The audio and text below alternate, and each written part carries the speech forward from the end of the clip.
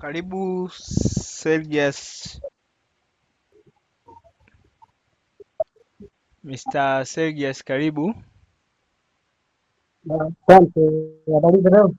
Salama kabisa, karibu sana. Asante. Labda mimi nilikuwa naomba kuuliza, Ndiyo,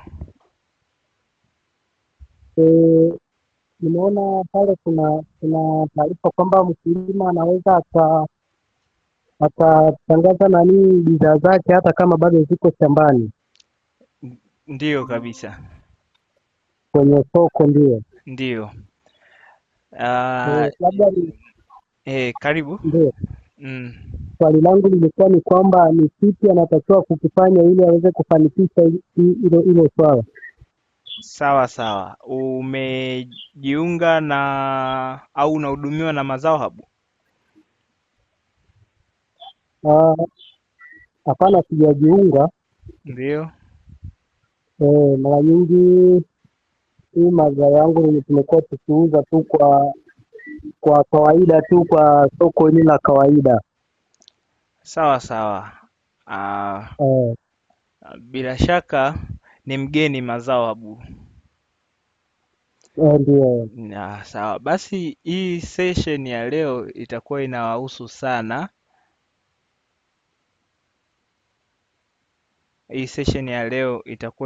sana.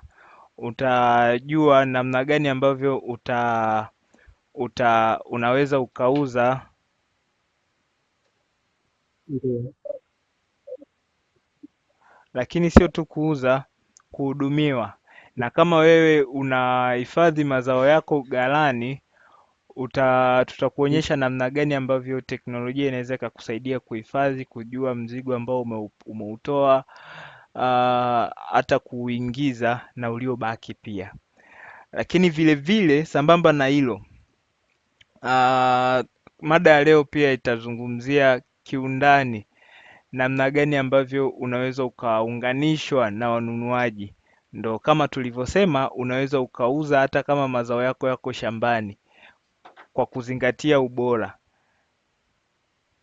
Sasa labda tu kama mnaniruhusu hapa, ningeonyesha kidogo mada ya leo inahusiana na nini.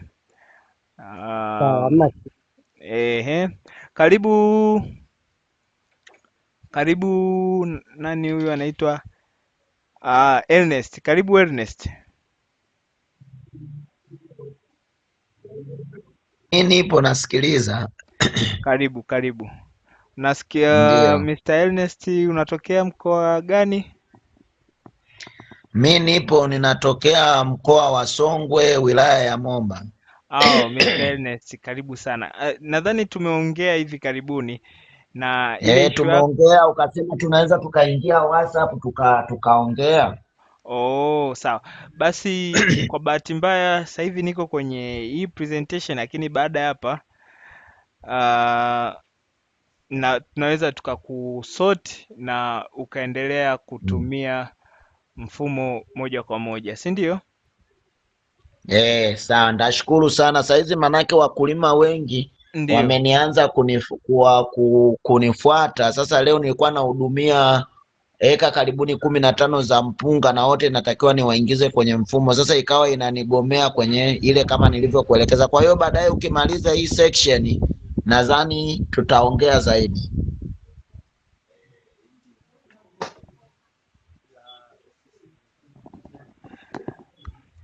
Sawa Mr. Ernest. Bwana Sergius, Mr. Ernest huyu ni afisa ugani wetu. Ndio. Ambaye uko Songwe, si ndio? Mimi niko Rukwa Kalambo. Rukwa. Huyu ni afisa ugani wetu ambaye sio kwa 100%, lakini anatumia teknolojia yetu katika kuwahudumia wakulima. Na Mr. Sergius, kama haujapata nafasi ya kujua Mazao Hub ni nini na inafanya nini, Mazao Hub ni kampuni ya kilimo inayotoa ugani data. Yaani tunatoa huduma ya ugani kwa kutumia taarifa za mkulima ambazo Mary, tafadhali naomba umute mic. Sawa.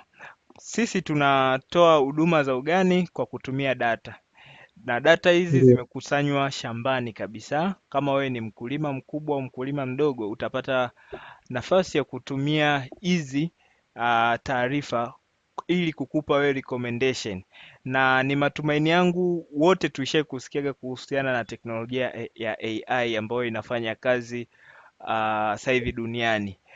Kwa teknolojia hii tunaweza tukakupa recommendation kuhusiana na kiasi gani cha mbolea, aina gani ya mbolea na namna ya kuapply shambani ili kuhakikisha wewe unapata matokeo makubwa. Hata kwa maeneo madogo ambayo wakulima wengi wanalima, wameweza kupata matokeo makubwa kwa sababu ya teknolojia yetu. Na namna inavyofanya kazi ni kwamba tunapima udongo. Tuna hiyo teknolojia, cha kwanza inakusaidia kupima udongo na kukupa majibu. Sio tu majibu, utaweza kupata hizo recommendations za mbolea kama vile wanavyofanya wengine. Sasa sisi tunatumia teknolojia advanced, na teknolojia yetu ni rahisi. Haina haja mtu kuja shambani kuchukua udongo kurudisha kwa kwenda maabara. Sisi tunakuja hapo hapo, unapima majibu hapo hapo, au unapima udongo hapo hapo, unapata majibu. Sasa ninaona leo kwa utambulisho huo mfupi, nadhani kwa walio wahi tumetambuana.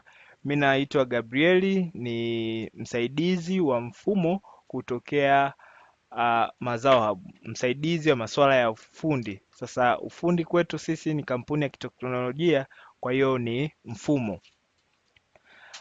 Moja kwa moja tutaanza na Mazao Hub webinar ambao leo tutazungumzia kuhusiana na crop supply, na huaga tuna mada mbalimbali, lakini mada yetu kuu ni teknolojia inayoongeza faida na kipato katika mnyororo wa thamani wa kilimo. Nikisema mnyororo wa thamani wa kilimo, na maanisha kuanzia pale mkulima anapopanda mpaka pale mazao yanapouzwa na kumfikia yule mtumiaji wa mwisho. Kwa hiyo pale katika huu mnyororo wa thamani wa kilimo, katika kila hatua tunawezaje tukatumia teknolojia ili kuongeza kipato, na pia wale ambao wapo kwenye huo mnyororo, namna gani wanaweza wakaongeza faida, wakapata mapato zaidi, wakapata fedha zaidi, kwa sababu ni sekta ya kilimo ni sekta nyeti sana, na karibu kila mmoja anatumia mazao ya kilimo kila siku, lakini bado wakulima wanaendelea kuwa maskini. Watu ambao wanajihusisha na biashara ya mazao wanaonekana kama ni watu duni. Sasa tunawezaje tukatumia teknolojia kukuza sekta ya kilimo? Ndio mada ya leo, mada kuu. Lakini mada ya leo ni kwamba ghala kidigitali. Ghala kidigitali, yaani ghala kidigitali nasema fungua milango ya soko la dunia kwa mazao yako, udhibiti kamili, stakabadhi kidijitali na uwazi kamili. Na kupitia mada ya leo tutaenda kuona ni namna gani mkulima au mmiliki au mdhibiti wa maghala unaweza ukauza mazao yako kirahisi mpaka kwenye soko la dunia moja kwa moja. Tunaenda kuona teknolojia ya Mazao Hub kwa teknolojia zingine, namna gani unaweza ukatumia teknolojia wewe kuongeza ufanisi au kuongeza mauzo. Na kama Mazao Hub tuko na department nyingi sana, na katika yote tunaongozwa na teknolojia ambayo imesaidia kuunganisha hivi vitu vyote. Sasa teknolojia yetu sisi tukaigawanya, tunahakikisha kwamba mkulima, cha kwanza tunamsaidia kuongeza uzalishaji kwa kumpa teknolojia ya ugani data, ambapo hapa tunawahusisha wakulima wenyewe ambao watakuwa na account.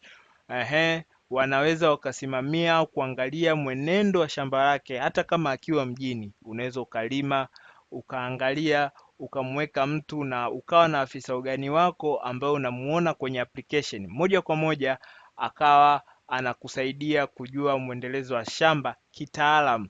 Sasa nikisema kitaalamu hapo namaanisha huyu afisa ugani anakuwa kama ni daktari wako binafsi. Anakuwa anafuatilia. Lakini pia kupitia teknolojia ya mazao ambao ni application, unaweza ukamwajiri mtu akawa ni msimamizi wa shamba lako. Mbolea zikija anasaidia kupokea kwa msaada wa afisa ugani, anamshauri namna kuweka, anafuatilia kama ni kumwagilia, na shughuli zote za shamba anashiriki. Na chochote atakachokifanya huyu afisa ugani, wewe kama mmiliki wa shamba au mkulima unakuwa una uwezo wa kuona. Kwa hiyo mkulima, afisa ugani pamoja na msimamizi wa shamba, wote mmekuwa mnaunganishwa moja kwa moja kwa teknolojia yenye nguvu, yenye uwazi na inayotoa taarifa zaidi. Lakini hapa kuna masuala mazima, utahitaji kununua mbolea.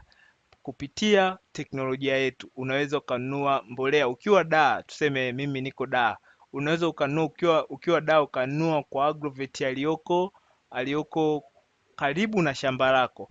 Na hizo hayo manunuzi unaweza ukayafanya kwa msaada au kwa ushauri wa afisa ugani. Baada ya kununua, moja kwa moja atakayepokea ni msimamizi wa shamba lako. Kwa hii teknolojia imerahisisha kwa wale watu ambao wako mjini, lakini pia wako kijijini, lakini wako wametenganishwa na umbali kwa kwenda kwenye mashamba yao. Lakini kwa msaada wa teknolojia inakusaidia kufanya hayo yote. Kwa hiyo huo ulikuwa ni mfumo wa ugani data. Lakini unapolima wewe kama mkulima, leo hii unaweza ukajua sehemu gani kuna uhitaji wa mazao? Ni ngumu sana kujua unapolima. Je, unapolima wewe kama mkulima unaweza ukajua ni bei gani ya kuuzia ambao ina trend sokoni? Au unapotaka kulima unaweza ukapata market dondoo zile za sokoni kule, kujua ni kilima leo, baada ya miezi mitatu ili zao langu ninaweza nikalima kwa bei gani? Bila kutumia teknolojia ambayo inaweza ikakupatia hizo huo mchanganuo, itakuwa ni ngumu. Ndio maana Mazao Hub, ukiachana na mfumo ugani, tukaamua kuja na mfumo wa crop supply, ambapo huu ni mfumo wa kusimamia udhibiti. Tunasema ni mfumo wa udhibiti, yani kusambaza, kununua na kuuza mazao kidijitali. Yote haya unaweza ukayapata kwa mfumo wa crop supply. Kwa hiyo tutaona ni namna gani unaweza ukatumia mfumo huu kujua sasa hivi Tanzania au soko la dunia kuna uhitaji gani, ili unapoenda kulima uwe una target maalum. Tutaenda kuona ni namna gani ambapo unaweza ukajua haya mazao ninayolima nitaweza kuyahifadhi wapi, au haya mazao ninayolima moja kwa moja nikitaka kuya export nje, ni nani ambaye anaweza nikamuuzia mazao yangu akaenda kuliuza kwenye soko la kimataifa. Kwa hiyo ni mfumo ambao unawawezesha wakulima kupata masoko, lakini wauzaji kupata mazao kulingana na uhitaji, kujua kila mkoa kuna uzalishaji kiasi gani, ili wao waende wakanunue hayo mazao. Sasa crop supply kama nilivyosema ni mfumo wa udhibiti na usambazaji, yani ununuaji na uuzaji wa mazao kidijitali.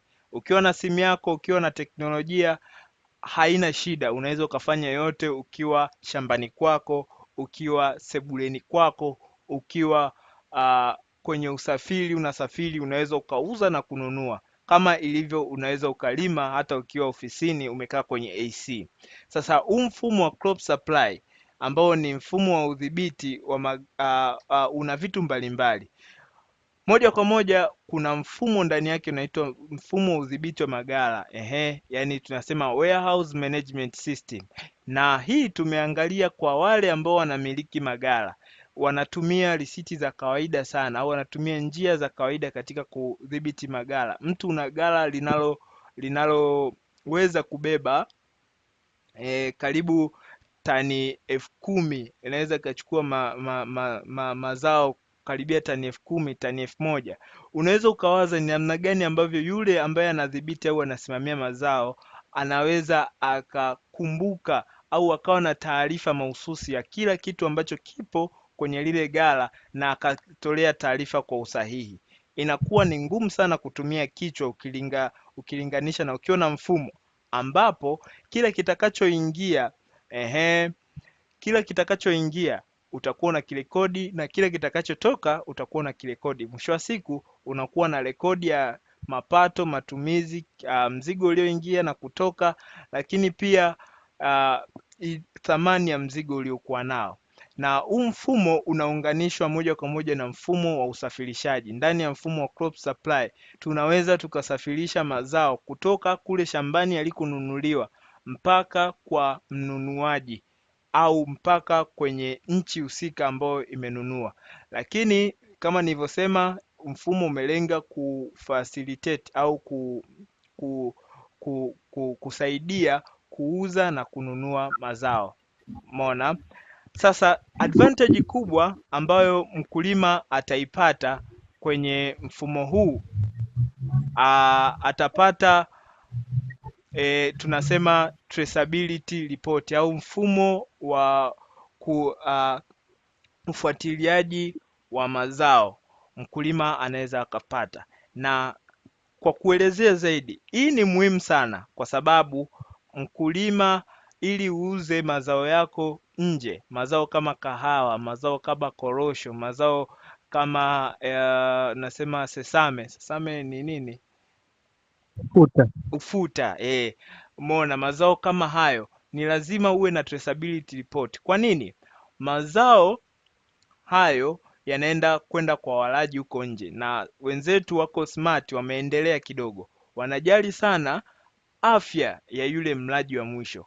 Kwa hiyo ikiwa mbegu iliyotumika sio bora,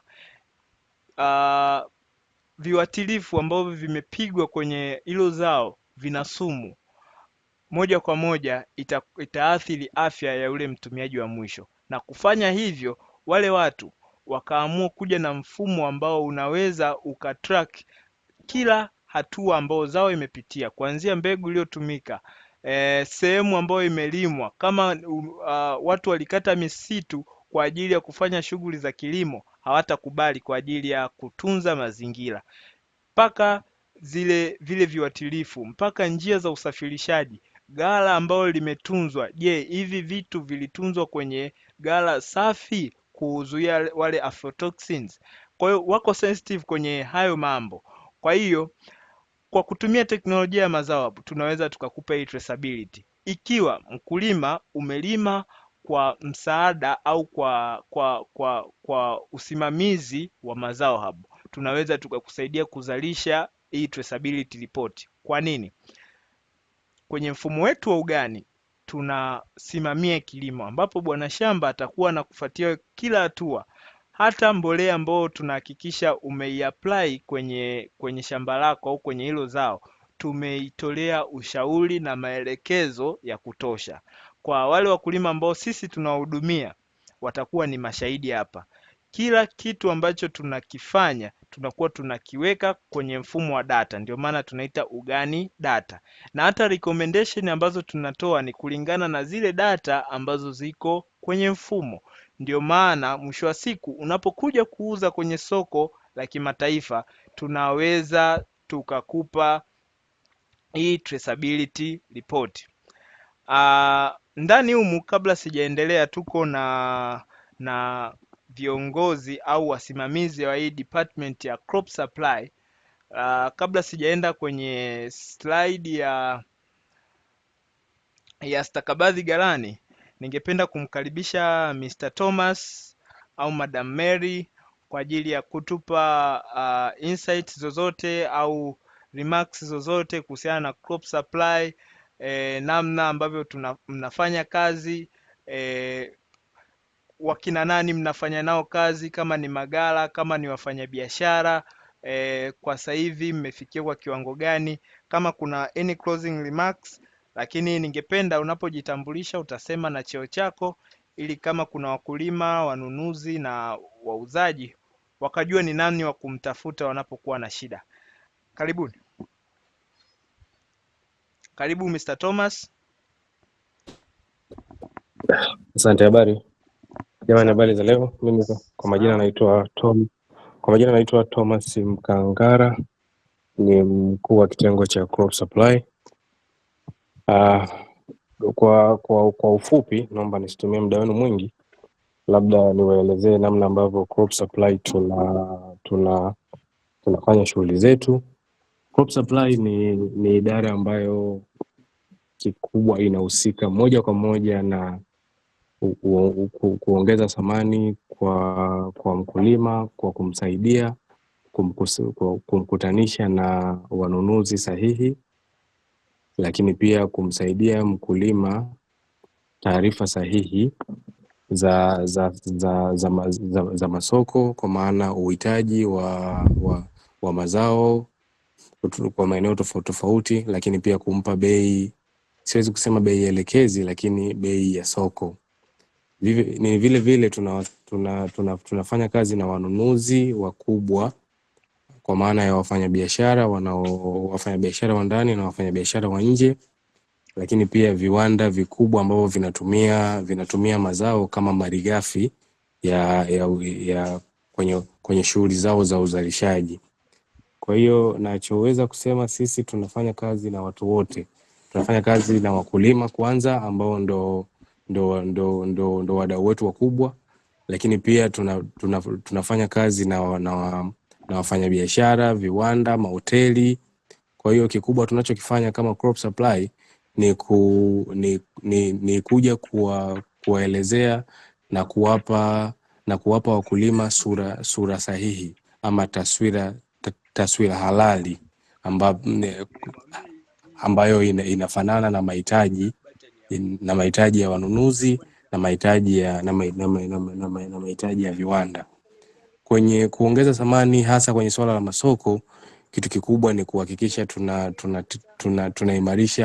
tunaimarisha masoko ya uhakika, yani masoko ya uhakika, kwa maana viwanda ambavyo vinakuwa vina uhitaji mkubwa na uhitaji wao unakuwa ni wa mara kwa mara. Moja ya mahitaji ya vigezo muhimu vya kuweza kusambaza mizigo, kusambaza mazao kwenye viwanda na wafanyabiashara wakubwa ni ubora. Ubora kwa maana usimamizi mzima wa shamba kabla ya kuvuna, kuanzia shughuli za kupima udongo, shughuli za usimamizi wa shamba, lakini pia baada ya kuvuna shughuli zote na taarifa sahihi za namna mazao yalipohifadhiwa, eneo lilipohifadhiwa, taratibu zote za kiafya na taratibu zote za kukusanya mzigo, lakini pia upatikanaji mzuri wa kupata mazao. Kwa hiyo kwenye crop supply, ndio maana moja kwa moja tunawahusisha na watu wa maghala, ambao hawa ni watu ambao tunawatumia na tunashirikiana nao kama watu wa kuwasaidia wakulima kwanza kukusanya mazao yao, lakini pia kumrahisishia mnunuzi ambaye ana uhitaji mkubwa wa mazao kupata mzigo mwingi wenye ubora unaofanana na unahifadhiwa kwa mazingira yanayofaa kwa wakati mfupi. Kwa maana kwenye kibiashara kidogo wanasema muda una gharama pia. Kwa hiyo sisi kama crop supply tunafanya kazi ya kuweka njia nzuri kwa mkulima kuuza mazao yake kutokana na bei halali ya soko. Kwa maana hiyo tunakata mifereji midogo midogo ya madalali kandamizi ambao wanawaumiza wakulima, lakini pia tunawasaidia wanunuzi na wafanyabiashara wakubwa wa mazao kupata mzigo mwingi kwa wakati mfupi, lakini wenye taarifa sahihi ambao umehifadhiwa kwa kwa mwongozo sahihi. Nadhani kwa upande wa crop supply naomba nishie hapo, tutaendelea tena baadaye. Asante. Asante. Madam Mary, karibu, hata utusalimie kidogo. Karibu.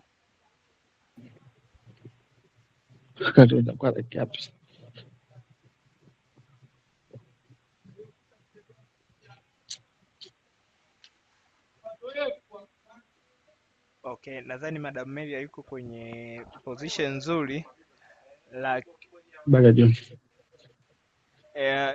James.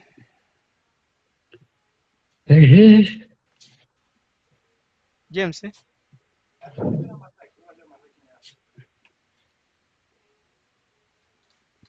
Okay, nitaendelea. Sasa kama alivyosema, mfumo huu unakusaidia kuwa na taarifa muhimu, taarifa hasa za masoko, hasa za mzigo. Yaani nikisema mzigo namaanisha mazao.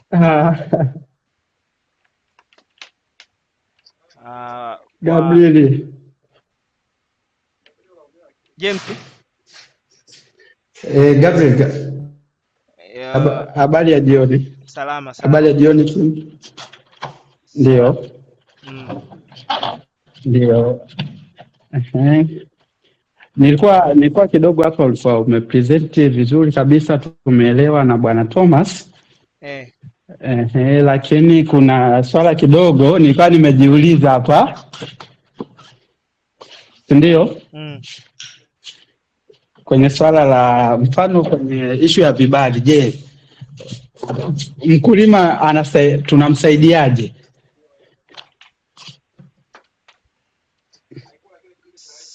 Sawa. Yaani kwa sababu kwenye issue za export nadhani changamoto kubwa kwa hizi nchi zetu ni swala zima la hivi vibali, si ndio?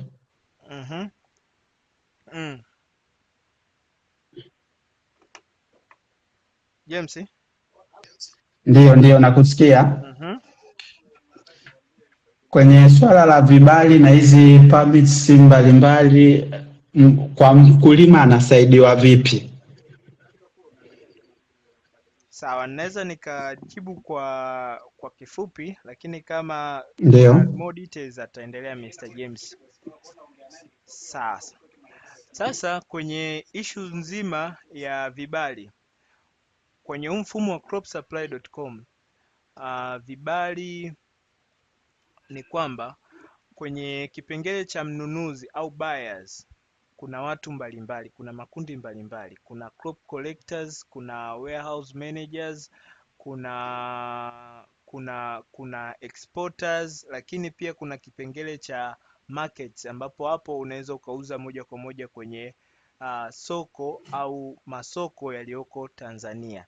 Sasa wewe kama ni mkulima na hauna vibali, unaweza soko lako, yani mtu ambaye anaweza kanunua akawa ni yule nasema mnunuzi mwenye kibali, yani tukimaanisha ni exporter, anaweza akaja akanunua kwako naye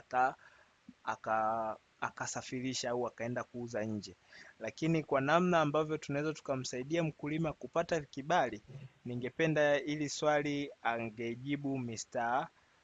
Thomas hapo. Mr. Thomas, karibu.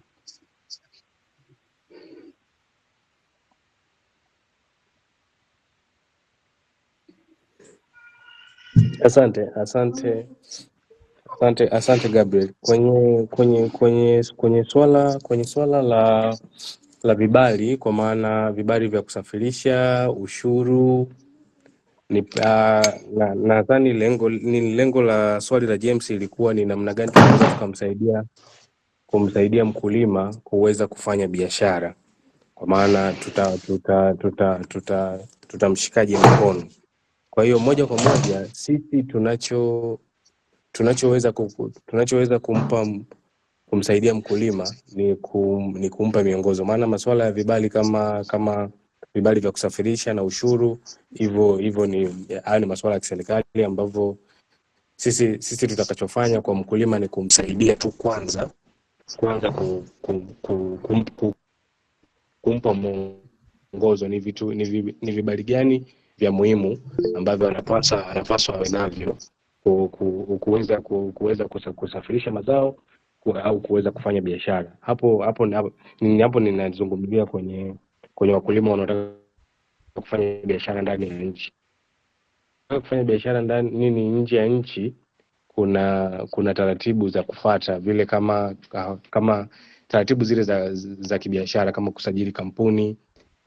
Alafu ukishasajili kampuni ndipo tunakuunganisha na zile taasisi zinazosimamia na zinatoa leseni au vibali vya kufanya biashara ya kilimo, kufanya biashara ya usafirishaji wa mazao. Kwa hiyo tunachomsaidia mkulima kwa sasa sisi ni kumuunganisha na wateja, lakini kwenye swala la vibali tunachoweza kumsaidia ni kumuunganisha na zile mamlaka, ni kumwelekeza na kumpa mwongozo wa mamlaka sahihi na zile taratibu za kuzifuata tu.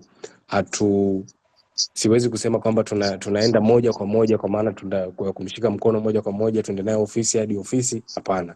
Lakini tunachoweza ni kumpa checklist ama kumwandalia listi ya kumwandalia hatua au mwongozo wa vitu gani vya kuvifanya na vitu gani vya kuvifuata ili aweze kupata kibali ama leseni ya kufanya biashara ya mazao, ya kufanya biashara ya mazao ndani na nje ya nchi. Nadhani kwa sasa hicho ndio kitu kikubwa ambacho. Sawa, karibu Madam Alex. Yes, habari zenu? Salama. Yes, nitaka nikazie hapo kama alivyokuwa anazungumza kama alivyokwisha kuzungumza Mr. Thomas kwenye namna tunavyomsaidia mkulima kuweza kupanua na kuingia kwenye masoko mapya, na sasa masoko ya nje ambayo yanakuwa very sensitive kwenye upande wa viwango, historia, unataka kujua historia, wako very sensitive.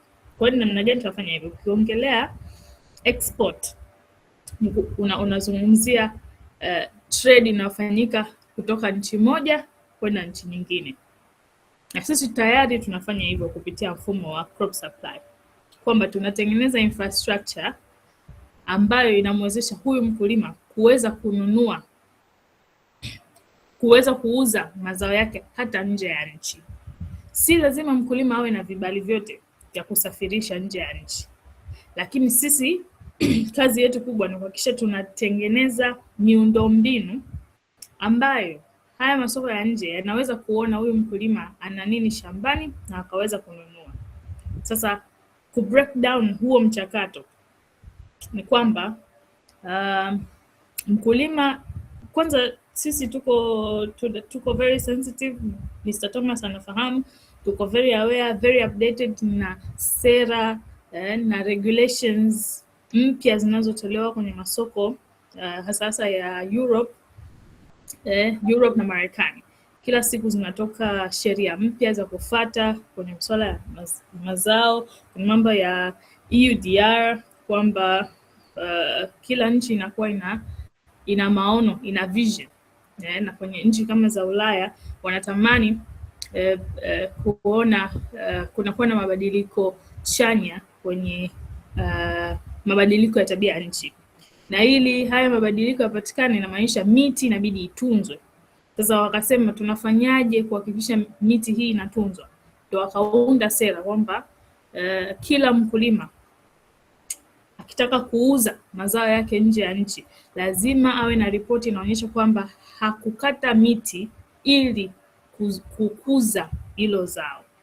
Yaani wanachojaribu kufanya ni kuhakikisha kwamba miti haikatwi. Ukikata mti tayari wanakubani kwamba hata uwe na mzigo mzuri kiasi gani hawawezi kununua. Hiyo yote ni katika jitihada za kutunza mazingira. Kwa hiyo sisi ambao tunafahamu hizi sheria na hizi policies, tunahakikisha tunavyowahudumia wakulima huku chini kabisa kwenye level ya uzalishaji, tunawaambia hivi vitu, tunawaelekeza ili wanavyolima wao tayari automatically wanakuwa wanafuata zile sheria. Mimi siwezi nikamletea mkulima makaratasi mengi ya ripoti sijui ama ya regulations, utakuwa unamchanganya.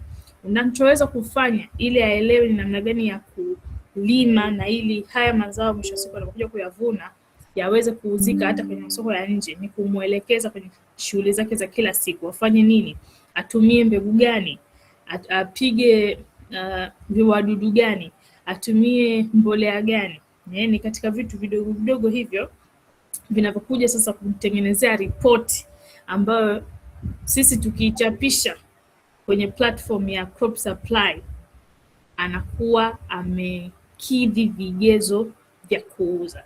Sasa si lazima huyu mkulima awe na vibali kwamba yeye mwenyewe achukue amuuzie huyu mnunuaji aliye Marekani ama Ulaya. Kwa sababu kuna traders ambao hiyo ndo kazi yao. Kazi yake sio kulima. Mkulima kazi yake ni kulima. Ukisema uanze tena kumuingiza, labda kwa wale commercial farmers ambao wengi pia inakuwaga ni kwa ajili ya commercial manufacturing activities. Ukisema uanze kumnanili vibaya ni vitu unamchanganya. Kuna watu ambao wako hiyo ni speciality yao, kununua mazao yaliyokidhi viwango. Tunahakikisha tunawaunganisha hawa wakulima na hawa wanunuaji, kisha hawa wanunuaji wenye vibali ndio wanaenda kuuza nje ya nchi. Kwa hiyo kwa kumuongoza tu kuanzia siku ya kwanza anapoanza kupanda mpaka anakuja kuvuna, tayari tumemwezesha kuingia kwenye masoko ama mazao yake kukidhi vigezo ya yeye mazao yake kununulika nje ya nchi. Sijui nitakuwa nimekujibu Mr. James. Ndio umenijibu, lakini kwenye maelezo yako kuna kitu kimoja hapa nilikuwa nimekielewa hapa. Kuna mkono kwanza wa Mr. Serges, naomba kwanza angeongea hapa. Itakuwa kuna mahali na yeye labda amepata kidogo, amefunguka, labda kuna idea au kuna kitu. Yes. Karibu sana Mr. Serges.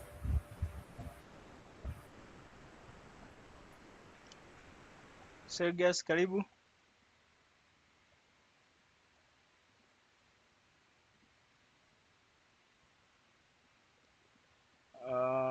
Naona amepotea kidogo, kwa hiyo James, endelea kidogo alafu utanipa nafasi nimalizie presentation. Namalizia slide 2 afu tutaendelea na discussion. Namuona yes, Ernest, karibu Mr. Ernest. Nilikuwa naomba niulize swali moja la ufahamu. Halo? Karibu, tunakusikia. Hapa mnanisikia? Vizuri sana Mr. Ernest, karibu. Mimi nilikopo na swali moja la kuhusu kwenye upande wa mauzo hivyo. Kwa mfano, mtu pengine ameandaa business yake plan, pengine anataka kufanya, pengine amepata hela ya mkopo, anataka kufanya kilimo, aingie kwenye kilimo, lakini anataka kuingia kwenye kilimo, pengine alime kitunguu au alime nyanya, whatever ni zao gani atalilima, lakini unaweza ukakuta na kuuliza pengine anakuuliza swali, wewe afisa ugani, si ndio? Hivi ni kilima kitunguu, soko lake linakuaje? Je, kama Crop Supplier hatuwezi kuwa na demandi hiyo ya kusema kwamba mkulima anaweza kuandaa kutoka mwanzo mpaka mwisho, zao linapokomaa pengine litachukua miezi 3, mteja awe tayari ameandaliwa na vinahitajika vigezo hivi na hivi, apige kiwatilifu hiki na hiki na hiki na hiki na hiki. Hilo ndo lilikuwa swali langu. Naona Mr. Sergius hapa amenyosha mkono. Kati Mr. Thomas au Madam Alexa tunaandaa majibu. Naomba nimkaribishe Mr. Sergius. Karibu. Asante. Swali langu lilikuwa ni kwamba, halo, Halo, nakusikia. kwenye kwa mfano katika maelezo ya madamu hapo alikuwa anazungumza kuhusiana na masuala ya sheria. Katika sheria, jambo moja nimelisikiliza akasema kwamba kwa mfano kama Marekani wanafuatilia kwamba je, kwenye uzalishaji wa zao wanaangalia kwamba je, ulikata miti ndio ukazalisha hilo zao. Sasa tukija kwenye nature ya mazao labda kama tumbaku, Ndio. nature ya tumbaku, unapolima tumbaku obviously utakata miti ndipo uweze kukamilisha zoezi la tumbaku. Je, hilo nalo linakuaje? Sawa sawa. Ndio ilikuwa ndio. Asante. Sijui hapa, nadhani utatangulia Mr. Thomas kujibu maswali, alafu utafuata Mrs. Alexa. Karibu.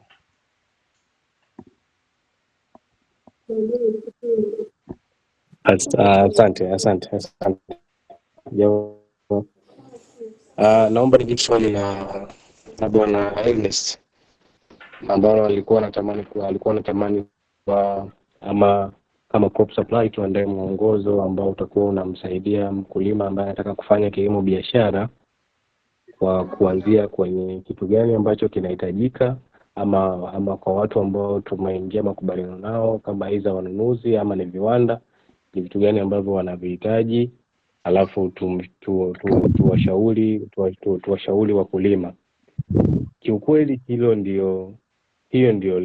ndio lengo kubwa la hapo mbeleni, lakini kwa namna ambavyo hali ilivyo ni ngumu kuwazuia kutoa uhakika wa moja kwa moja kwamba bwana, wewe kama mkulima fanya kilimo hiki, fuata taratibu hizi, sisi tunakuhakikishia soko. Ila kwenye kukuhakikishia utauza kwa bei gani ya biashara ya mazao ama kwenye upande wa mazao, bei huwa zinabadilika kutokana na mavuno, kuna vitu vingi sana ambavyo huwa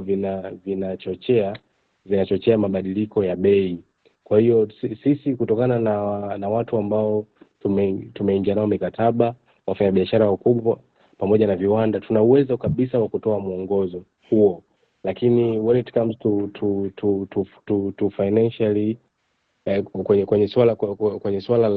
kwenye masuala ya fedha ya moja kwa moja, uhakika wa kutoa bei elekezi, hata mimi sishauri, maana uhitaji unaweza ukawepo. Sisi tunachokuhakikishia ni uhakika wa kuuza, lakini bei ya soko tunaweza kukupa matazamio kutokana na uhitaji, lakini kutokana pia na aina ya wateja ambao tuko nao. Kwa hiyo inakuwa tunakupa mwongozo wa mahitaji kutokana na wateja tulionao, alafu wewe kama mkulima ambao unataka kufanya kilimo biashara, tunakupa mwongozo pia wa kufuata zile taratibu ili uweze kupata mauzo mazuri na kukuhakikishia kwamba soko la mazao yako baada ya kuvuna litakuwepo. Kwa hiyo kwa hilo swala lipo kabisa, na kama crop supply tumeshaanza kutengeneza mfumo wa kuwa tunatoa taarifa ya masoko na uhitaji wa mazao kutokana na masoko ambayo tunasimamia ya ndani, lakini pia tunatoa mahitaji ya mazao ambayo wateja wetu ama watu ambao wametufikia wanayahitaji. Hicho ndio ambacho tunakifanya kwa sasa.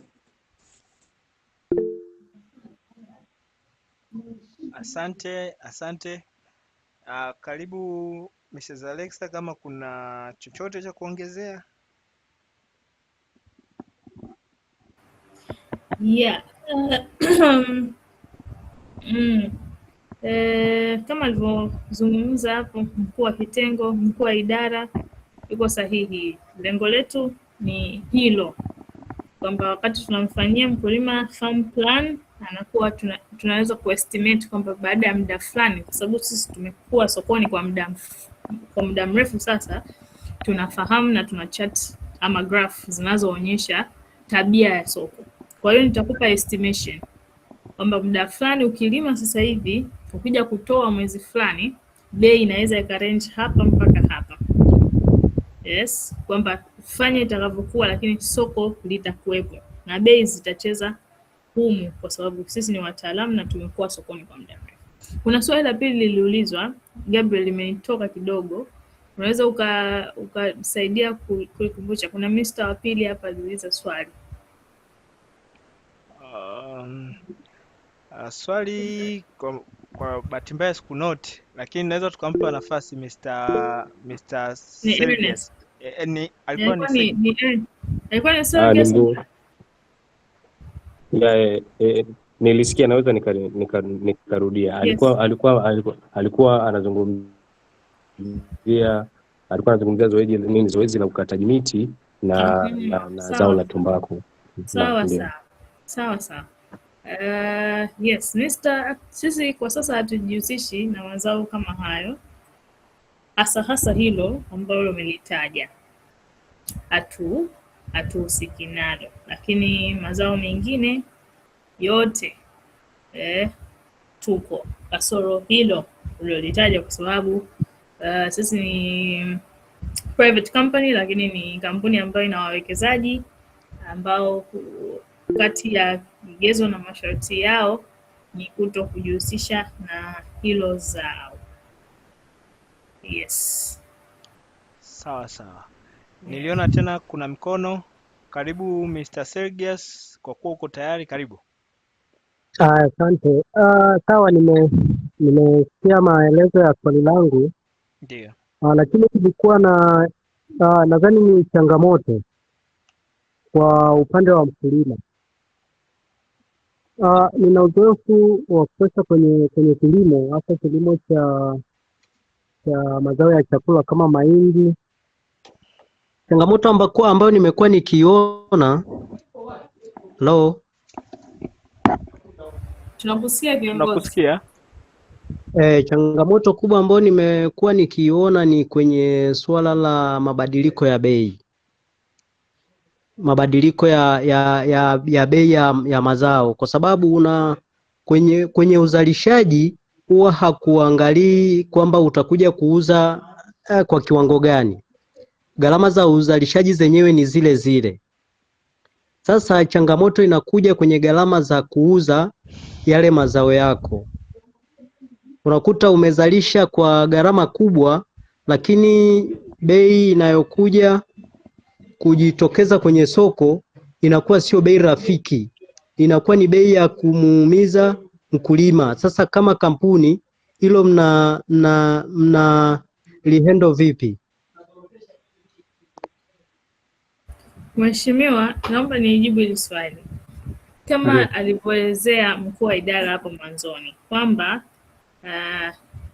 tuna jitihada zetu ni kuhakikisha mkulima anauza mazao yake kwa bei rafiki, yani as possible, yani bei haitakiwi kumlalia. Na mara nyingi ninachofanya mkulima anauza mazao kwa bei hiyo ndogo ni kukosa taarifa. Kwa hiyo anakuta hapo katikati amekutana kupata bahati mbaya kukutana na dalali ambaye hajali, anaweza akakulalia sana, na hiyo ndio sababu ya mazao kununuliwa kwa bei ya chini sana kwa mkulima. Lakini sisi kuingia hapo katikati ni kuhakikisha mazao yanatoka kwa mkulima yanaenda moja kwa moja sokoni. Kama utakuwa kuna mtu hapo katikati, ni sisi na mtu mwingine ambaye tunamwamini kwamba atachukua kwa mkulima, alafu kwa sababu yeye ana vibali atauza kwa huyu mnunuaji wa mwisho.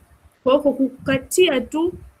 kukukatia ule mnyororo wa madalali hapa, kwa sababu mzigo wao ukiuza kwa dalali yeye anajua bei ya soko. Atahakikisha kwenye ile bei anavyocheza, wewe anakuja kukushusha chini ili yeye apate kikubwa. Kwa hiyo sisi tunahakikisha ile bei iliyopo sokoni ndio hiyo anaipata. Ikitofautiana ni kidogo sana, ndio hiyo anayopata mkulima. Ukikompea kama hiyo bei ya sokoni ukakutana na mtu hapo katikati mwenye taarifa, akachukua kwa bei ya chini sana kwako ili aje kuuza kwa bei kubwa. Kwa hiyo nadhani kwa kufanya hivyo tu tayari ni msaada kwa huyu mkulima. Haijalishi bei itakuwa ya kiasi gani, bado tunampatia ahueni mkulima. Ni matumaini yangu Mr. Sergius umeelewa, lakini naweza nikaongezea hapo. Cha kwanza sisi kwenye, kama nilivyozungumzia, uzuri ulikuwepo toka awali ambapo tulikuwa tunaongea kwamba sisi tunamsaidia mkulima kupunguza gharama. Kwa kiasi gani? Kwa kiasi ambacho ukilinganisha na mkulima ambaye alilima kimazoea, anaweza akawa ni karibia 50% ikiwa kila kitu kinafanana. Yaani wewe ukilima na Mazao Hub ukapima udongo ukafuata ushauri wa bwana shamba na kila kitu ambacho tumekuwa recommended kutoka Mazao Hub umekifanya, tunakusaidia kupunguza gharama. Lakini ukiachana na hivyo, sisi kulingana na mfumo wetu kwa kutumia teknolojia yetu ambayo inasimamia uzalishaji lakini pia na usambazaji wa mazao kwenye mfumo huu wa crop supply, tunaweza tukaspot demand kwamba kwa kiasi hichi, yani kwa muda huu demand ya mazao ni kubwa sana, kwa hiyo bei inaweza ikapanda. Sasa hii inaenda sambamba na ushauri wakati gani unaweza ukahifadhi mazao ya chakula, sasa mahindi, na wakati gani wa kuuza. Changamoto nyingi ambazo zinawakuta wakulima ambao wanaingia kwenye kilimo bila kuwa na taarifa kama walivyosema wenzangu ni kwamba hawana yani waga wanaenda kimkumbo. Yeye anachowaza ni kishalima, baada ya kulima ni kuuza moja kwa moja, lakini kuna kitu ile unaweza ukacheza na market kwa kuangalia market insight. Ni matumaini yangu kama wewe ni mkulima utakuwa na connection nzuri sana na Mr. Thomas au Madam Mary kwa ajili ya kukupa hizo dondoo za market kwamba saizi supply ya mzigo wa mahindi au chochote ambacho unalima kwenye zao la chakula ni kubwa sana, kwa bei lazima tu itaenda chini. Kwa hiyo nakushauri either wewe unatakiwa uhold mzigo wako kwa kiasi kadhaa ili kukusaidia baadaye unapokuja kuuza, endapo utastore kwenye ghala zuri, maana kuna vitu vingi pia vinaweza vikachangia kwenye depreciation. Unaweza ukauza kwa bei zaidi ya hiyo au kwa bei ambayo wewe itakupa tija. Nadhani kwa kiasi fulani nimejibu swali lako. Nimeona Mr. Ernest lakini amepotea. Ni matumaini tumejibu swali. Chifu, kwa kuongezea kidogo hapo. Ndio. Ili mdau wetu aweze kuelewa vizuri zaidi. Karibu. Ni kwamba kwanza lazima tufahamu bei za ama gharama za uzalishaji haziwezi kuwa zinafanana kila msimu ama kila mwaka. Hilo ni moja, kwa sababu gharama ya vitu inabadilika kila mwaka ama kila msimu. Alafu cha pili, bei ambazo tunaweka kwenye mfumo wetu wa cropsupply.com ni bei ambazo ni bei za sokoni ama bei za mkulima. Ndio maana aggregator wetu tunawashauri ama wakulima wetu tunawashauri mara nyingi pale wanapoposti quotation zao kwenye mfumo lazima wazingatie hilo kwamba bei wanazoweka ni za sokoni ama za mkulima. Asante. Natoa nafasi kwa Mr. Ernest, karibu. Asante kwa nafasi niliyoipata kwa mara nyingine. Sasa ili mimi kwangu sio swali na napenda nichangie kulingana na mazingira yaliyokuwepo sasa hivi na teknolojia tunayoenda nayo. Mkulima wa zamani alikopo analima hana taarifa, ananunua kiuatilifu chochote, azingatii hayo. Lakini sasa mkulima wa sasa hivi na jinsi tunavyokwenda, unaweza ukakuta pia na yeye anafahamu vitu kushinda hata wewe bwana shamba umekuwa sio updated wa vitu. Sasa kwa nini ninazungumza hivyo? Nilikuwa napenda nimshauri Mr. Thomas, I think so kama jina nalikumbuka hivyo. Hiyo kitu ambayo wamesema wanaifuatilia ili kuweka mkulima aende na target. Yaani saizi mkulima yoyote utakayemfuata kwenda kumshauri anapenda kucheza na target, kwa sababu tunafahamu kuna mazao ya muda mrefu na kuna mazao ya muda mfupi. Yaani nikimaanisha mazao ya miezi mitatu na mazao ya miezi mitano hadi miezi sita. Sasa saizi wengi wanakuja kwenye mboga mboga na matunda.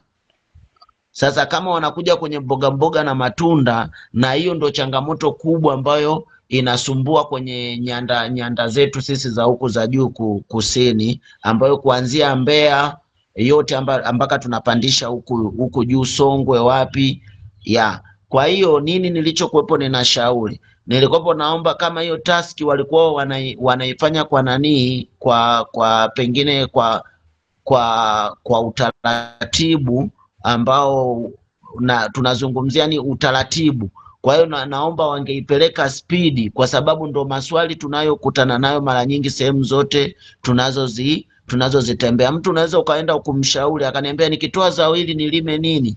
Je, gharama ndio unaweza ukazilinganisha za uzalishaji wa msimu na msimu mwingine, unaweza ikawa gharama iko tofauti. Lakini anakuambia hebu naomba unitajie bei ya chini kabisa nikiuza zao hili, pengine tuchukulie gunia la kitunguu. Bei ya kitunguu ya chini kabisa, ni soko limeporomoka, inaweza ikawa shilingi ngapi? Pengine unaweza ukamwambia ni shilingi 40,000. Yule mtu atapiga hesabu zake, kwa pengine kwenye eka moja ninatoa gunia 80 za debe 5. Nikipiga 40 kwa 40 gunia 80, je, inanilipa? Basi atalima. Kwa hiyo kwa muundo huo nadhani tungekitengeneza. Wakulima wengi wana hela, lakini asilimia kubwa hawajui uchaguzi wa mazao, walime waanze na lipi na wamalize na lipi. Kwa hiyo mimi nilichokuwa nakiomba, naomba wakulima hawa wa namna hii tuwasaidie kwa haraka, na tukifanya biashara hiyo tutaona biashara hii tunaweza tukakomboa wakulima wengi sana, na Tanzania yetu ikawa na chakula ambacho kisisumbue pengine through the year, yani mwaka mzima isisumbue chochote. Mimi nadhani nilikuwa natoa ushauri huo, kama mtaupokea itakuwa ni vema zaidi. Asante. Asante sana Mr. Ernest kwa ushauri wako mzuri. Nadhani department na kampuni kwa ujumla tumechukua, na tutaufanyia kazi haraka iwezekanavyo kuhakikisha kwamba tunawapa wakulima hizi insights kabla hajalima, ajue analima nini, estimated cost kulingana na mazingira aliyokuwa nayo. Asante sana. Nadhani mnaniruhusu sasa niendelee na presentation yangu kuhusu stakabadhi ghalani. Sasa hii inahusu sana watu ambao wanahifadhi mazao yao, hasa mazao ya chakula ghalani, na hasa wamiliki wa maghala, kwamba kwa kutumia hii teknolojia, mbali na kutoa hizo insight kuhusiana na market, kusaidia kuuza, pia tutakusaidia kujua namna au wapi pa kuhifadhi mazao yako. Na kwa yule ambaye anamiliki ghala au anasimamia ghala, either iwe ni la serikali au liwe ni la mtu binafsi, tunamsaidia kuwa na taarifa kamili ya mazao yanayoingia, mazao yanayotoka na mazao yaliyobaki, kwa kuhifadhi taarifa dhubuti za mapato ya ghala.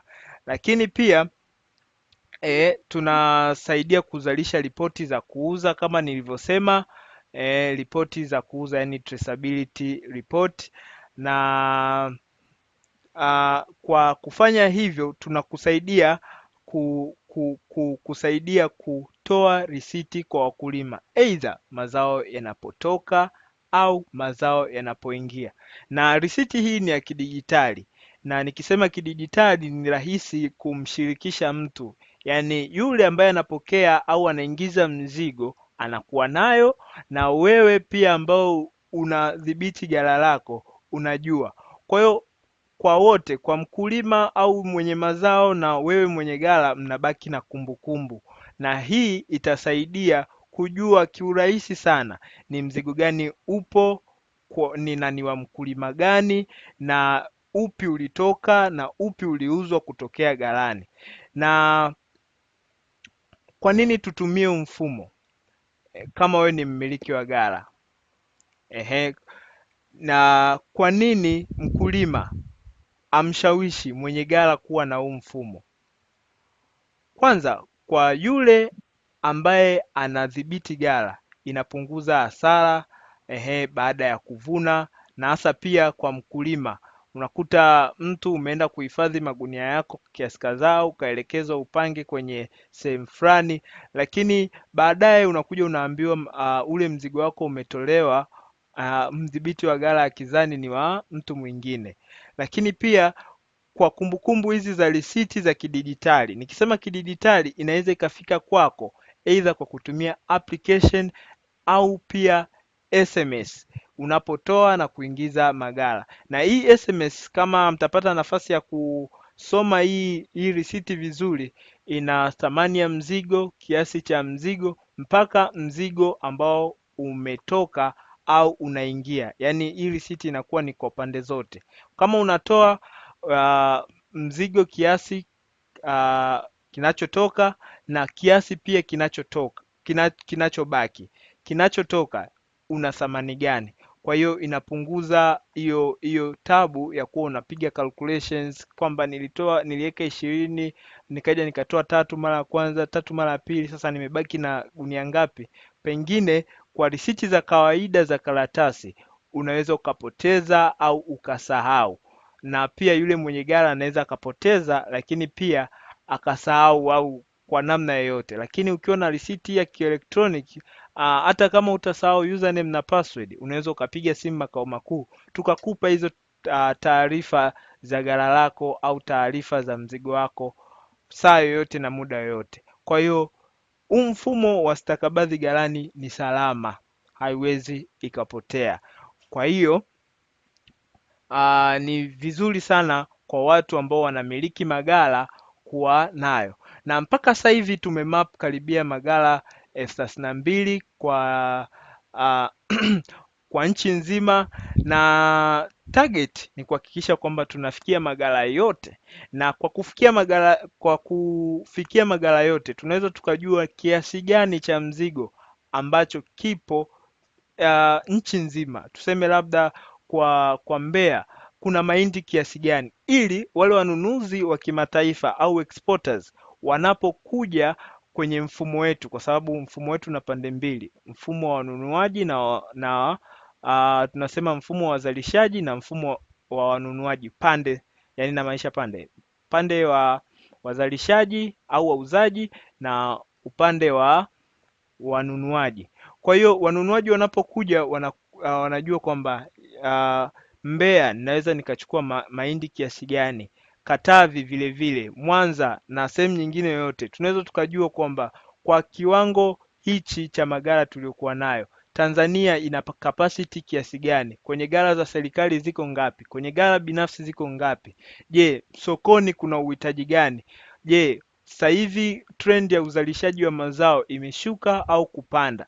Kwa hiyo hiyo ndio lengo, na hata ulichosema Mr. Ernest hapo itaambatana pamoja na ufanisi wa kumap haya maghala nchi nzima, na mpaka saizi tumefanikiwa kufikia mikoa ya Mbeya, Morogoro, Songea, Sumbawanga na Ruvuma, na takriban order za mahindi hii ni militan 50,000 zenye thamani ya shilingi bilioni 25 zimefanikiwa kuuzwa kwa mfumo huu. Na hii tunapozungumzia ni moja kwa moja mazao yakiwa ghalani au yakiwa shambani, kulingana na wale wakulima ambao tumewahudumia.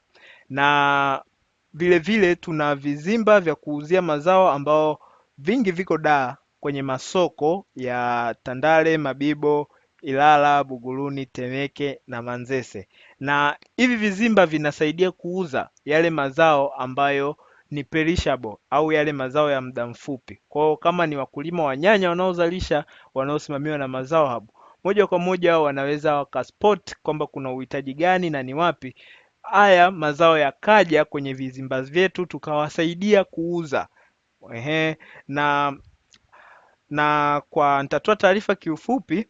Mazao ambayo yana uhitaji ukiachana na hayo perishable, tuna mazao kama mahindi, maharage, mchele, mihogo,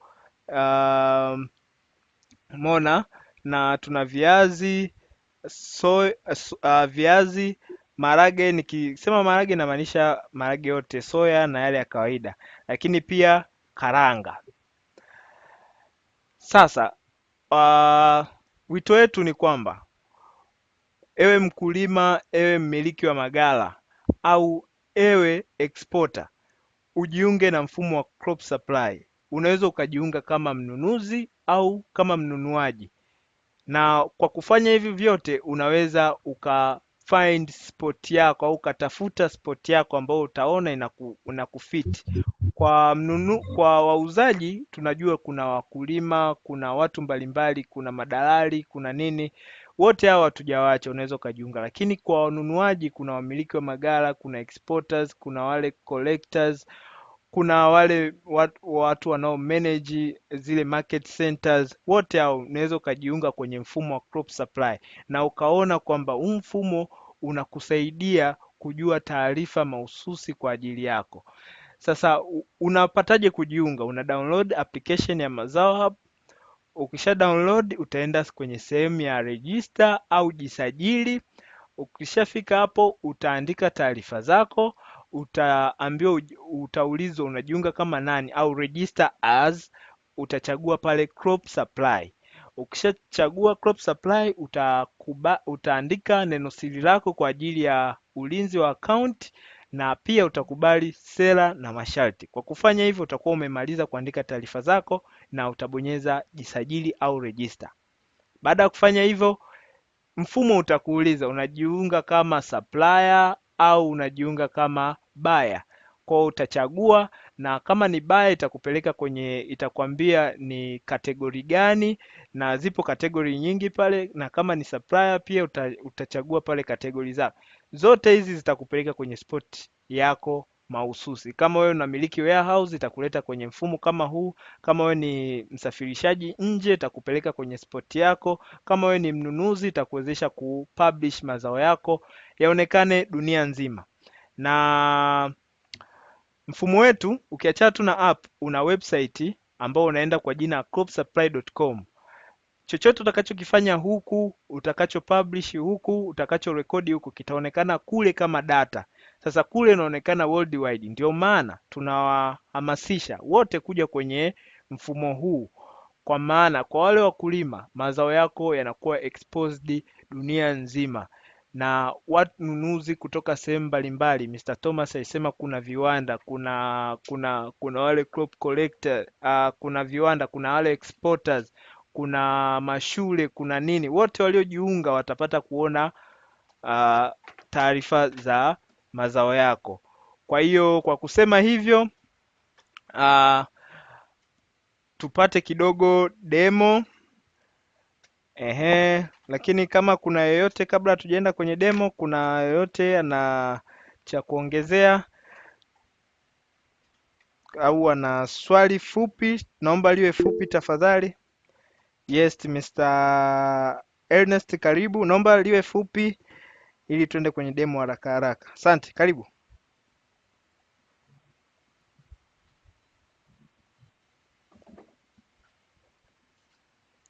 Karibu Mr. Ernest. Sawa, nina swali kwenye hilo, kwenye app hapo.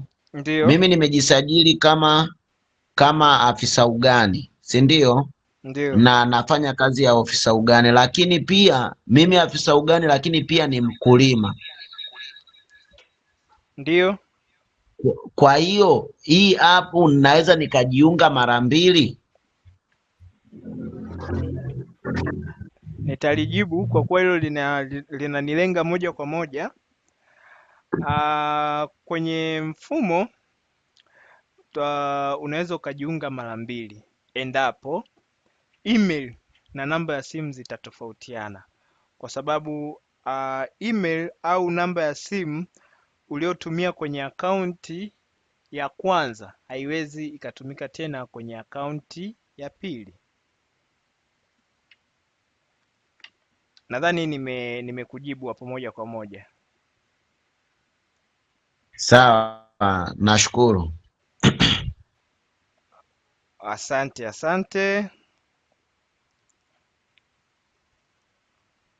Asante. Naweka mitambo sawa hapa ili niweze present application ya Mazao Hub. Yes, sawa.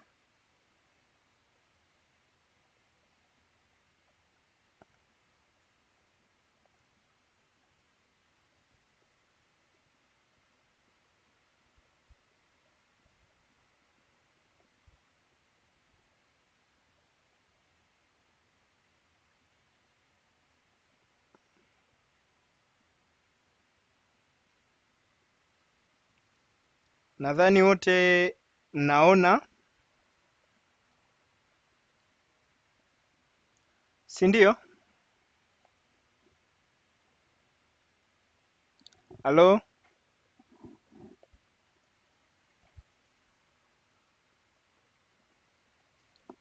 Wote tunaona screen? Tunaona kiongozi. Okay, sawa. Mwanzoni nilielezea namna ya kujiunga na mfumo wa cropsupply.com, ambapo itakubidi uende download application Play Store. Kwa wale watumiaji wa Android download mfumo wa Mazao Hub, au unaweza ukaingia kwenye cropsupply.com ukajiunga moja kwa moja kwenye mfumo wa website kule ambapo itakuunga moja kwa moja. Lakini ukiwa kwenye application ukidownload, kitu cha kwanza itakuomba kitu kama hichi hapa, itakupeleka kwenye sehemu ya kuingia. Utakuja hapa register, au jisajili kama umeweka mfumo kwenye lugha ya Kiingereza. Utaandika jina lako, utaandika address ni wapi, mahali au kijiji, mara nyingi tunapendelea, au kama kuna ile tunasema landmark unaweza ukaweka. Kusema landmark inamaanisha eneo yani jengo mashuhuri au jina la eneo, labda kwa Mfuga Mbwa, kwa Mtogole, unaweza ukaweka hapa. Email yako ambayo itakuwa ni haijawahi kusajiliwa, utaandika namba yako ya simu ambayo inapatikana, kwa sababu tunategemea either wanunuzi au wasambazaji watakutafuta kwa hii namba, na utaweka kwa utaifa. Kwa hapo utaanza na 7 au 6 kulingana na mtandao wako. Utaweka mkoa ambao unapatikana. Hii ni cha muhimu kwa sababu tunaweza tutasaidia katika kuchanganua data, kujua ni wapi kuna uhitaji gani na kila kitu. Lakini vile vile utaweka register as. Hapa sasa ndipo nilipokuwa nazungumzia. Umeona hapa kuna farmer, crop supply, crop collector. Kwa hiyo hapo utajiunga kama crop supply. Sasa baada ya kujiunga ndipo utapata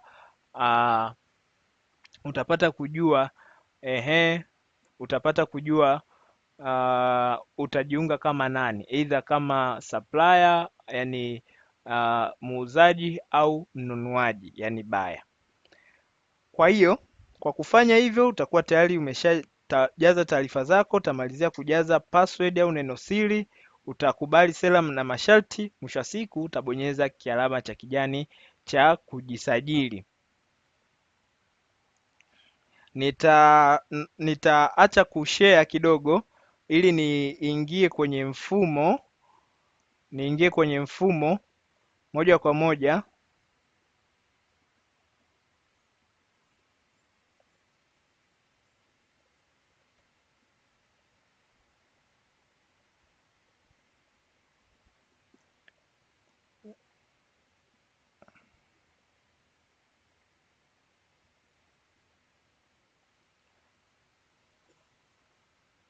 Sawa.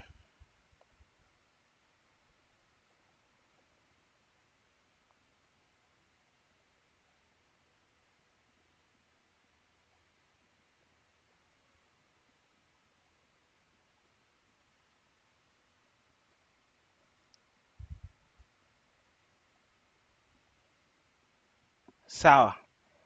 Kwa hiyo mfumo wetu ni kama huu hapo, ambapo unakusaidia kusajili maghala, kudhibiti maghala na kila kitu. Sasa hii ni kwa wale wanaomiliki maghala, lakini kuna sehemu kwa ajili ya wauzaji na kuna sehemu kwa ajili ya wanunuaji, japo wanaomiliki maghala wanaingia kwenye kipengele cha wanunuaji au wahifadhi mazao. Sisi tumewaweka kwenye hilo kundi. Na kwa nini tunashauri watumie mfumo? Kwa sababu ni rahisi sana kudhibiti ghala na kupata hizi taarifa za kuhusiana na ghala na wakulima ambao unawasaidia kuhifadhi haya mazao.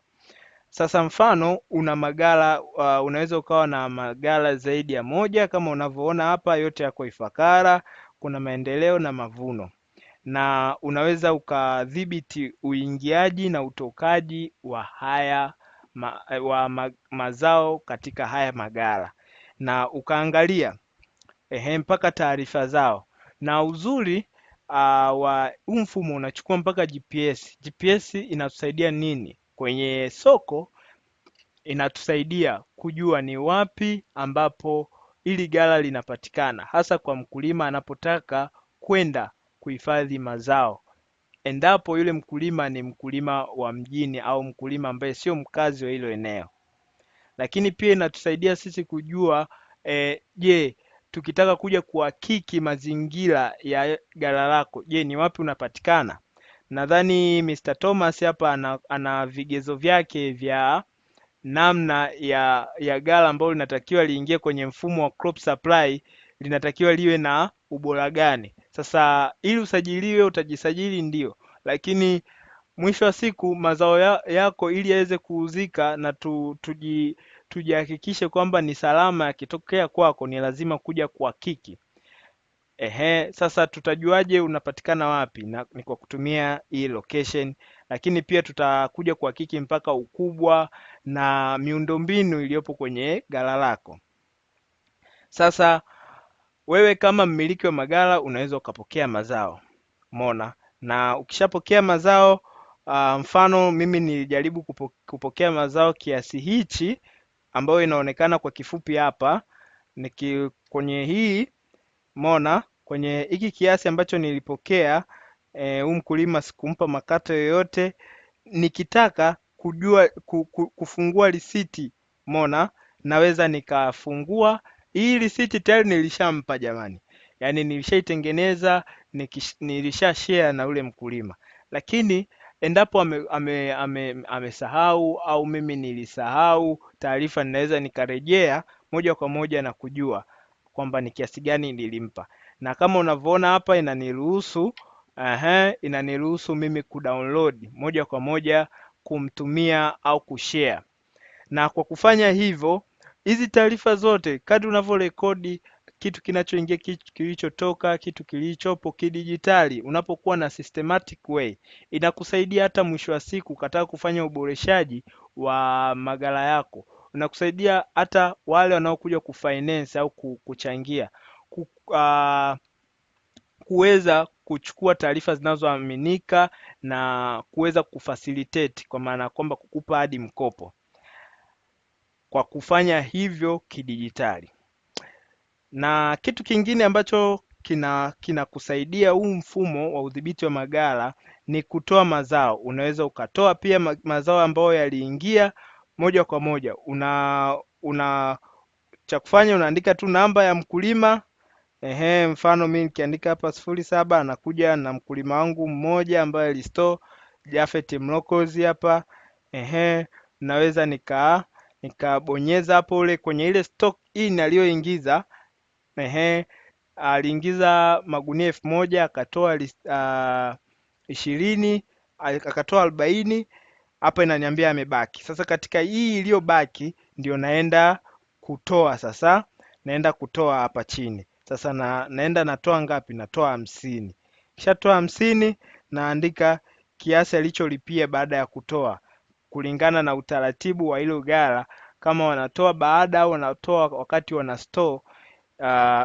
Yote inaweza ikachangia, labda sema shilingi 10,000. Nikihifadhi hapa moja kwa moja, pia mfumo utanipa risiti, ambao hii risiti itatumwa pia kwa Japhet, lakini pia mimi nitabaki nayo kwenye simu na hata pia kwenye SMS, na unaweza ukadownload au ukashare, vyovyote vile ambavyo unaweza ukafanya. Nitarudi kidogo nyuma nisisave, lakini hivyo ndivyo inaweza ikakusaidia, na kirahisi sana. Kwa mzigo wote ambao nimetoa napata taarifa kama hivi, na kwenye kila taarifa ninaweza pia nikapata na risiti ya hawa wakulima au hii mizigo ambayo niliitoa. Lakini pia ukiachana na hivyo, kuna sehemu ya kupublish. Hii ni kipengele cha muhimu sana kwa wale wakulima. Sikumbuki Mr. Ernest au Mr. Sergius uliuliza kwamba unaweza ukauza mazao yakiwa shambani. Kuuzika yakiwa shambani inawezekana, lakini pia kuuzika yakiwa ghalani pia inawezekana. Unachofanya unakuja hapa kwenye publish list sina, kwa sababu kwenye akaunti yangu ya majaribio sija publish, lakini unaweza ukapokea hizi order moja kwa moja kulingana na mzigo ambao upo ghalani. Yani imagine wewe, kuna mtu yuko Kenya anahitaji mahindi, ameliona ghala lako kupitia mfumo wa cropsupply.com, anaweza akaweka order akakuingizia moja kwa moja ila kwenye account, ikabaki sisi kama Mazao Hub kumfikishia. Sasa hii inawezekanaje? Ni kwa kupublish. Hapa una publish mzigo wako kwa picha na kwa ubora ambao ule upo halisi kwenye ghala, na kwa kusema hivyo unachagua warehouse, mfano Maendeleo zao, utachagua hapa zao, mfano mahindi. Sasa hapa haya mazao ambayo unayachagua ni kulingana na kile ambacho kipo kwenye ghala lako. Mimi nitafanya mfano tu hapa, japo sita save. Utaandika na grade, labda mahindi hapo kwenye grade labda tuseme A. Mfumo wetu utakusaidia kuchukua foto, na hizi foto au hizi picha ni either umezipiga moja kwa moja hapo hapo au zilikuwepo. Sasa unatakiwa uzipandishe kwenye mfumo. Sasa ukishazipandisha moja kwa moja zitaenda kuonekana kwenye mfumo wa cropsupply.com, ambapo kwenye webinar iliyopita nadhani niliwaonyesha namna ambavyo mahindi na mahindi na maharage na mazao mengine ambayo watu wamepublish yanaonekana, japo pia nitaonyesha hapa. Kwa hiyo unaweza ukafanya hivyo, mwisho wa siku ukapata hizi orders ambazo kulingana na bei unaweza ukakataa au ukakubali. Sasa hapo itategemea na kwa jinsi ambavyo inakunufaisha. Kwa hiyo ni mfumo mkubwa ambapo leo tumegusa sehemu ndogo tu ya maghala na udhibiti wake na udhibiti wa wakulima. Ukiachana na hivyo, kuna sehemu ya wakulima ambapo kama mdhibiti wa maghala unaweza ukawa na wakulima wako, yani tunaita ile membership. Kama unawachaji membership, inakusaidia wewe kama mdhibiti wa ghala. Bila kupoteza muda, ni washukuru kwa usikilizaji, na nitaacha kupresent hapo kwa kuwa leo tumechukua muda sana. Asanteni, nakaribisha kama kuna maswali au majibu. Maswali na majibu. Hakuna maswali au majibu. Maswali na majibu. Karibu.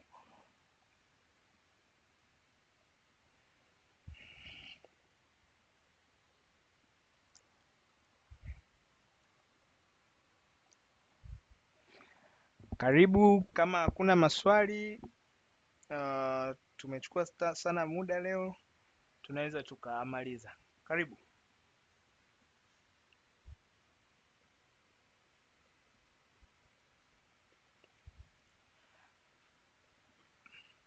Basi niwashukuru sana kwa wale wote ambao tumehusika katika mjadala huu wa uuzaji na ununuaji wa mazao. Nadhani ni mada kubwa ambayo tutaweza kuendelea kujadili hasa katika sehemu mbalimbali za teknolojia, namna ambavyo tunaweza tukafacilitate mazao kutoka shambani yaje kuuzika kwa bei ambayo itakuwa rafiki kwa mkulima, lakini simuumize sana yule ambaye anakuja kununua. Na kwa yote hayo nipende kwa wale ambao tumejiunga kushiriki kama wadau wa kilimo, unamshirikisha basi na mwenzako aweze kujiunga kwenye mdahalo huu au webinar hii au mafunzo haya, ili na yeye aweze kunufaika, aweze kuspot zile fursa ambazo zipo, aweze kuchangia, aweze kujifunza, aweze kukutana na wadau, maana ndio kitu cha muhimu. Ni matumaini yangu Mr. Ernest, Mr.